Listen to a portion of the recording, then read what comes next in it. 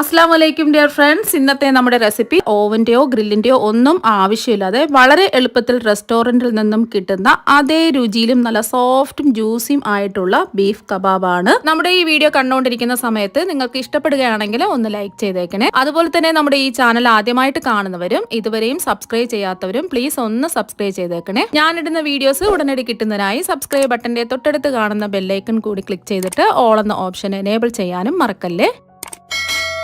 ആദ്യം തന്നെ ഇതിനു വേണ്ടിയിട്ട് ഞാനിവിടെ ബീഫാണ് എടുത്തിട്ടുള്ളത്. നിങ്ങൾക്ക് ബീഫിന് പകരം ഏത് ഇറച്ചിയായാലും മിൻസ്ഡ് മീറ്റും എടുക്കാവുന്നതാണ്. 1 കിലോ എല്ലില്ലാത്ത ചെറിയ പീസുകളായിട്ട് കട്ട് ചെയ്തെടുത്ത ബീഫ് നല്ലോണം കഴുകി വൃത്തിയാക്കി കുറച്ച് സമയം അരിപ്പയിൽ വെച്ച് മുഴുവൻ വെള്ളവും മാറിയതിനു ശേഷം എടുത്തിട്ടുള്ളതാണ്. ഇനി മിക്സിയുടെ ചെറിയ ജാർ എടുക്കുക. ഈ ജാറിലേക്ക് കഴുകി വൃത്തിയാക്കി വെള്ളം മുഴുവനും മാറിയ ബീഫ് ജാറിലേക്ക് ഇട്ട് കൊടുക്കാം. നിങ്ങൾക്ക് ഇത് അരച്ചെടുക്കാൻ വേണ്ടിയിട്ട് ഫുഡ് പ്രോസസർ വേണമെങ്കിലും എടുക്കാവുന്നതാണ്. ഇപ്പൊ ജാറിന്റെ 1/4 ഭാഗത്തോളം ബീഫ് ഇട്ട് കൊടുത്തിട്ടുണ്ട്. ഇതിലേക്ക് കുറച്ച് പുതിനയിലയും കുറച്ച് മല്ലിയിലയും കൂടി ഇട്ട് കൊടുക്കാം. ഇനി ഇത് നല്ലോണം ഒന്ന് അരച്ചെടുക്കാം. ഇപ്പൊ ഒന്ന് അരച്ച് എടുത്തിട്ടുണ്ട്.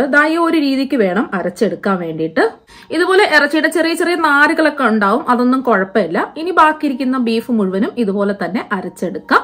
ഇനി ഒരു ബൗളിലേക്ക് അരച്ചെടുത്ത ബീഫ് ഇട്ട് കൊടുക്കാം. ഇപ്പൊ മുഴുവൻ ബീഫും അരച്ചെടുത്തിട്ടുണ്ട്.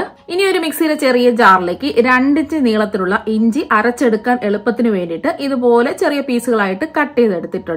ഈ കട്ട് ചെയ്ത് വെച്ചിരിക്കുന്ന ഇഞ്ചി ജാറിലേക്ക് ഇട്ട് കൊടുക്കാം. ഇനി ഇതിലേക്ക് 20 അല്ലി വെളുത്തുള്ളിയാണ് എടുത്തിട്ടുള്ളത്. അപ്പം ചെറിയ വെളുത്തുള്ളിയാണ് എടുത്തിട്ടുള്ളത്. വലിയ വെളുത്തുള്ളി ആണെന്നുണ്ടെങ്കിൽ 5 എണ്ണം എടുത്താൽ മതിയാകും. അടുത്തതായിട്ട് 4 പച്ചമുളക് 2ആയിട്ട് മുറിച്ചെടുത്തിട്ടുള്ളതാണ് ജാറിലേക്ക് ഇട്ട് കൊടുക്കാം. ഇനി ഇതെല്ലാം നല്ല രീതിയിൽ ഒന്ന് ചതച്ചെടുക്കുക. ഇപ്പൊ ഇഞ്ചിയും വെളുത്തുള്ളിയും പച്ചമുളകും നല്ലോണം ചതച്ച് എടുത്തിട്ടുണ്ട്. ഇനി നമ്മൾ അരച്ചു വെച്ചിരിക്കുന്ന ബീഫില് ചതച്ച് വെച്ചിരിക്കുന്ന ഇഞ്ചി വെളുത്തുള്ളി പച്ചമുളക് എല്ലാം ഇട്ട് കൊടുക്കാം. ഇനി അടുത്തതായിട്ട് വേണ്ടത് സവാളയാണ്. ഞാനിപ്പോ മീഡിയം സൈസ് 5 സവാളയാണ് എടുത്തിട്ടുള്ളത്. സവാളയുടെ തൊലിയെല്ലാം മാറ്റി വൃത്തിയായിട്ട് കഴുകി എടുത്തിട്ടുണ്ട്. ഇപ്പൊ സവാള ചെറിയ ചെറിയ പീസുകളായിട്ട് കട്ട് ചെയ്ത് എടുത്തിട്ടുണ്ട്. ഇനി ചെറിയ പീസുകളായിട്ട് കട്ട് ചെയ്തെടുത്ത സവാള ഞാനിപ്പോ ചോപ്പറിൽ വെച്ച് ചോപ്പ് ചെയ്തെടുത്തിട്ടുണ്ട്. ചോപ്പർ ഇല്ല എങ്കിൽ കുഞ്ഞു കുഞ്ഞായിട്ട് അരിഞ്ഞെടുത്താലും മതി. എത്രത്തോളം ചെറുതായിട്ട് സവാള ചോപ്പ് ചെയ്തെടുക്കാൻ പറ്റുന്നുവോ അത്രത്തോളം ചെറുതായിട്ട് ചോപ്പ് ചെയ്തെടുക്കുക.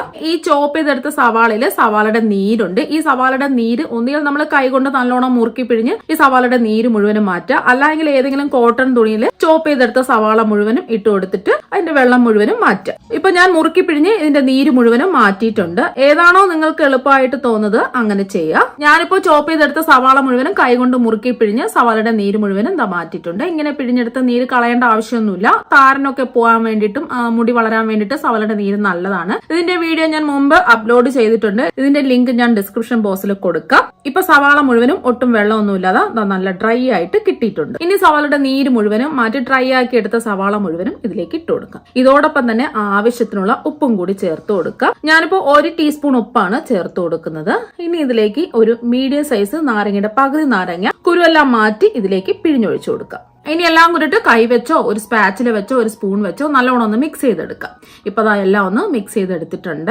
അടുത്തതായിട്ട് മിക്സിയുടെ ചെറിയ ജാറിലേക്ക് 1 ടീസ്പൂൺ ചെറിയ ജീരകം, 1/4 ടീസ്പൂൺ കുരുമുളക് ഇല്ല എങ്കിൽ 1/2 ടീസ്പൂൺ കുരുമുളക് പൊടി ചേർത്ത് കൊടുത്താലും മതി. ഇനി അടുത്തതായിട്ട് വേണ്ടത് മുഴുവൻ മല്ലിയാണ്. ഞാനിപ്പോ 1 ടീസ്പൂൺ മല്ലിയാണ് എടുത്തിട്ടുള്ളത്. ഈ മുഴുവൻ മല്ലിയും കൂടെ ജാറിലേക്ക് ഇട്ട് കൊടുക്കാം. അടുത്തതായിട്ട് ഇതിലേക്ക് ഇട്ട് കൊടുക്കുന്നത് 1 ടീസ്പൂൺ മുളക് പൊടിയാണ്. ഞാനിപ്പോ എടുത്തിട്ടുള്ളത് കാശ്മീരി മുളക് പൊടിയാണ്. കാശ്മീരി മുളക് പൊടി ആകുമ്പോൾ അധികം എരിവുണ്ടാവില്ല. സാധാരണ മുളക് പൊടിയാണെന്നുണ്ടെങ്കിൽ 1/2 ടീസ്പൂൺ എടുത്താൽ മതിയാകും. ഇനി ഇതെല്ലാം നല്ലോണം ഒന്ന് പൊടിച്ചെടുക്കാം. ഇപ്പൊ ഇതെല്ലാം ഒന്ന് പൊടിച്ചെടുത്തിട്ടുണ്ട്. ഈ ഒരു രീതിക്ക് വേണം പൊടിച്ചെടുക്കാൻ വേണ്ടിയിട്ട്. അപ്പൊ ഇതിന് വേണ്ടിയിട്ടുള്ള മസാല ഇവിടെ റെഡി ആയിട്ടുണ്ട്. ഇനി പൊടിച്ചെടുത്ത മസാല മുഴുവനും മിക്സ് ചെയ്ത് മാറ്റി വെച്ചിരിക്കുന്ന ബീഫിലേക്ക് ഇട്ട് കൊടുക്കാം. ഇനി ഇതിലേക്ക് 1 ടീസ്പൂൺ ചതച്ച മല്ലിയും കൂടി ഇട്ട് കൊടുക്കാം. 1 ടീസ്പൂൺ മല്ലി എടുത്ത് ഇഞ്ചിയും വെളുത്തുള്ളിയൊക്കെ ചതയ്ക്കുന്ന കല്ല് വെച്ചിട്ട് ഇടികല്ലുകൊണ്ട് ഒന്ന് ചതച്ച് എടുത്തിട്ടുള്ളതാണ്.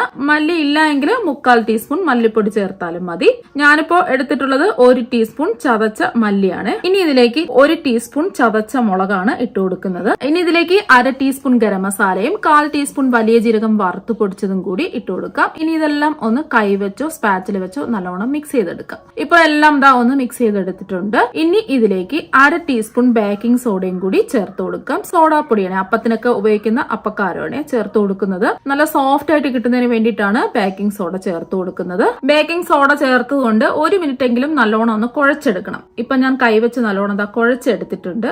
ഈ ഒരു രീതിക്ക് വേണം ഒന്ന് എല്ലാം കുഴച്ചെടുക്കാൻ വേണ്ടിയിട്ട്. നല്ലതുപോലെ കുഴച്ചെടുത്തതിന് ശേഷം കുറച്ച് സമയം ഇതൊന്ന് മാറ്റി വെക്കാം. അപ്പൊ കുറച്ച് സമയം ഇത് മാറ്റി വെച്ചാൽ മാത്രമേ ഈ മസാലയെല്ലാം ബീഫിൽ പിടിച്ച് നല്ല സോഫ്റ്റ് ആയിട്ട് മാറി കിട്ടുകയുള്ളൂ. ഇനി ഇത് മൂടി റെസ്റ്റ് ചെയ്യാൻ വേണ്ടിയിട്ട് ഫ്രിഡ്ജിലേക്ക് മാറ്റി വെക്കാം.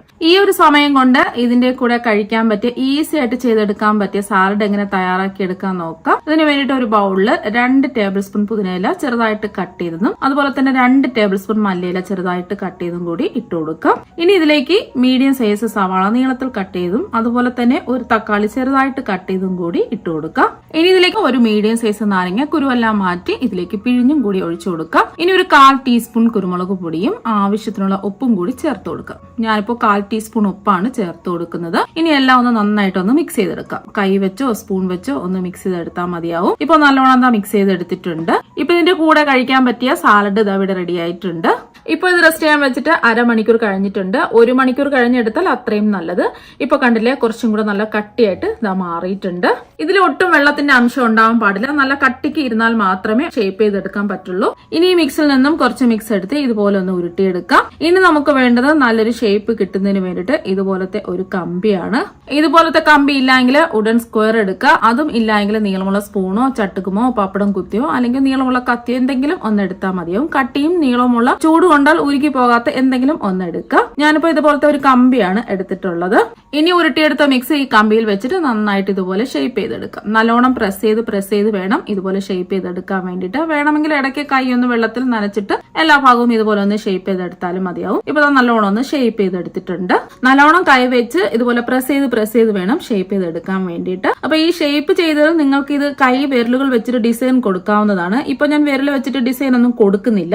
നമ്മളിത് വേവിച്ചെടുക്കുമ്പോൾ തന്നെ നമ്മൾ കൈ വെച്ച് പ്രസ് ചെയ്ത് ഷേപ്പ് ചെയ്തെടുത്തത് കൊണ്ട് താനെ അങ്ങ് ഡിസൈൻ വന്നോളൂ. ഇനി ഇതുപോലത്തെ കമ്പി ഇല്ലെങ്കിൽ ഇതുപോലത്തെ ഒരു ചോപ്പ് സ്റ്റിക്ക് എടുക്കുക. ഞാനിപ്പോ ഇത് 2 രീതിയിലാണ് കാണിക്കുന്നത്. ഒന്ന് കമ്പി വെച്ചിട്ടും മറ്റൊന്ന് ചോപ്പ് സ്റ്റിക്ക് വെച്ചിട്ടുമാണ്. അപ്പൊ നമ്മൾ ഉരുട്ടിയെടുത്ത മിക്സ് ചോപ്പ് സ്റ്റിക്കിൽ വെച്ച് പ്രസ് ചെയ്ത് ഇതുപോലെ നീളത്തിൽ കൈ വെച്ച് ഷേപ്പ് ചെയ്തെടുക്കാവുന്നതാണ്. ഇപ്പൊ ഈ ഒരു രീതിക്ക് വേണം ഷേപ്പ് ചെയ്തെടുക്കാൻ വേണ്ടിയിട്ട്. ഓവനൊക്കെ ഉള്ളവരാണെങ്കിൽ ഇതിന്റെ കൂടെ ഗ്രില്ലിംഗ് കമ്പി കിട്ടുന്നതാണ്, അതെടുത്താലും മതി. ഓവൻ ഉള്ളവരാണെങ്കിൽ ഓവൻ വെച്ച് ഗ്രില്ല് ചെയ്തെടുക്കാവുന്നതാണ്. ഞാനിപ്പോ എല്ലാവർക്കും ഒരുപോലെ ചെയ്തെടുക്കാൻ പറ്റുന്ന രീതിയിൽ തവയിൽ വെച്ചാണ് കാണിക്കുന്നത്. ഇനി ഇരുമ്പിന്റെ ഒരു തവയോ അല്ലെങ്കിൽ ദോശക്കല്ലോ എന്തെങ്കിലും എടുക്കുക. ഞാനിപ്പോ ഒരു ദോശക്കല്ലാണ് എടുത്തിട്ടുള്ളത്. മീഡിയം ഫ്ലെയിം വേണം വെക്കാൻ വേണ്ടിയിട്ട്. ഇപ്പൊ ദോശക്കല്ല് ഒന്ന് ചൂടായിട്ടുണ്ട്. ഈ ദോശക്കല്ലിന്റെ 2 അറ്റത്തും 2 കമ്പി വെച്ചു കൊടുക്കാം. ഇനി ബീഫിന്റെ മിക്സ് വെച്ച് ഷേപ്പ് ചെയ്തെടുത്ത കമ്പി ഇതുപോലെ ഈ കമ്പിയുടെ മുകളിലായിട്ട് വെച്ചു കൊടുക്കാം. ഇപ്പൊ ഞാൻ 3 എണ്ണമാണ് വെച്ചു കൊടുക്കുന്നത്. ബീഫിന്റെ മിക്സ് ദോശക്കല്ലിൽ തട്ടാതിരിക്കാൻ വേണ്ടിയിട്ടാണ് ഈ 2 അറ്റവും കമ്പി വെച്ചു കൊടുക്കുന്നത്. അപ്പൊ ഫ്ലെയിം മീഡിയം ഫ്ലെയിം വേണം വെക്കാൻ വേണ്ടിയിട്ട്. ഇനി ഇത് ചൂടാക്കി ഡ്രൈ ആക്കി എടുക്കാം. എല്ലാ ഭാഗവും തിരിച്ചും മറിച്ചും ഒക്കെ വെച്ച് നല്ലോണം ചൂടാക്കി എടുക്കാം. ഇപ്പൊ തിരിച്ചും മറിച്ചും ഒക്കെ വെച്ച് ചൂടാക്കി എടുത്തിട്ടുണ്ട്. ദോശക്കല്ലിന്റെ ആ ചൂട് കൊണ്ട് ഇതെല്ലാം ഡ്രൈ ആയിട്ട് വന്നിട്ടുണ്ട്. ഇപ്പൊ ഒരു 3 മിനിറ്റ് ഒക്കെ കഴിഞ്ഞിട്ടുണ്ട്. ഇനി ഇത് ദോശക്കല്ലിൽ നിന്ന് എടുത്തു മാറ്റാം. ഇനി ഇത് കമ്പിയിൽ നിന്ന് മെല്ലെ ഊരി മാറ്റാം. ഇപ്പൊ കമ്പിയിൽ വെച്ച് ഷേപ്പ് ചെയ്തെടുത്തത് മുഴുവനും വേവിച്ചെടുത്തിട്ടുണ്ട്. ഇപ്പൊ കണ്ടില്ലേ, നല്ലൊരു ഷേപ്പ് കിട്ടിയിട്ടുണ്ട്. ഇനി ഒരു പാനിലേക്ക് 2 ടേബിൾ സ്പൂൺ സൺഫ്ലവർ ഓയിൽ ഒഴിച്ചു കൊടുക്കാം. ഇനി ചൂടായി കിടക്കുന്ന എണ്ണയിലേക്ക് ഓരോന്നായിട്ട് ഇട്ട് കൊടുക്കാം. ഞാൻ 4 എണ്ണമാണ് ഇട്ട് കൊടുത്തിട്ടുള്ളത്. ഇനി ഇത് തിരിച്ചും മറിച്ചും നല്ലതുപോലെ ഒന്ന് വേവിച്ചെടുക്കാം. എല്ലാ ഭാഗവും നന്നായിട്ട് വെന്ത് കിട്ടണം. ഫ്ലെയിം ലോ ഫ്ലെയിം വേണം വെക്കാൻ വേണ്ടിയിട്ട്. ഫ്ലെയിം കൂട്ടിയിടരുത്. ഫ്ലെയിം കുറച്ചിട്ടാൽ മാത്രമേ ഇതിന്റെ ഉള്ളൊക്കെ നല്ലോണം വെന്ത് കിട്ടുകയുള്ളൂ. ഇപ്പൊ തിരിച്ചു മറിച്ചു വിട്ട് നന്നായിട്ട് എല്ലാ ഭാഗവും വെന്ത് കിട്ടിയിട്ടുണ്ട്. ഇനി ഇത് പാനിൽ നിന്ന് ഓരോന്നായിട്ട് എടുത്തു മാറ്റാം. ഇപ്പൊ നമ്മൾ കമ്പിയിൽ വെച്ച് ഷേപ്പ് ചെയ്തെടുത്തത് മുഴുവനും വേവിച്ചെടുത്തിട്ടുണ്ട്. ഇനി ഒരു പാനിലേക്ക് 2 ടേബിൾ സ്പൂൺ സൺഫ്ലവർ ഓയിൽ ഒഴിച്ചു കൊടുക്കാം.